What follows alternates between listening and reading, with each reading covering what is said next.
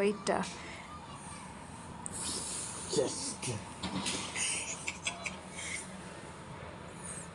দেখি তুমি মুখটা ভালো করে মুছো নাই, তোমার তো বলছি মুখটা ভালো করে মুছতে। আচ্ছা ঠিক আছে, অসুবিধা নেই। আরাশ হচ্ছে ফেসিয়াল করতেছে। আরাশ একটু রূপচর্চা করতে বেশি পছন্দ করে। করতে না, এখন তুমি কালকে দাওয়াত না, কালকে 16 ডিসেম্বর, সেজন্য সে এখন রূপচর্চা করতেছে। মাসাজ করো আনজু, শুধু দুষ্টামি, শুধু দুষ্টামি। বেশি দুষ্টামি করলে হ্যাঁ, এই তো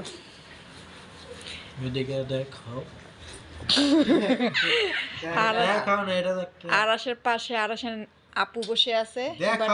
না না, আপুকে দেখানো যাবে না, আপুর মাথায় হিজাব নাই। আপু আরাশ এবং আরাশের আপু মানে আমার আম্মু, সো নানি আর নাতি একসাথে বসে ফেসিয়াল করতেছে। 60 বছরের মহিলা দরকার কি? ওইটাই তো, তুমি 16 বছরের বাচ্চা, তোমার দরকার আছে তাই না? আসলে আরাশের স্কিন মাশাআল্লাহ আসলে গ্লো করতেছে, একদম গ্লো করতেছে।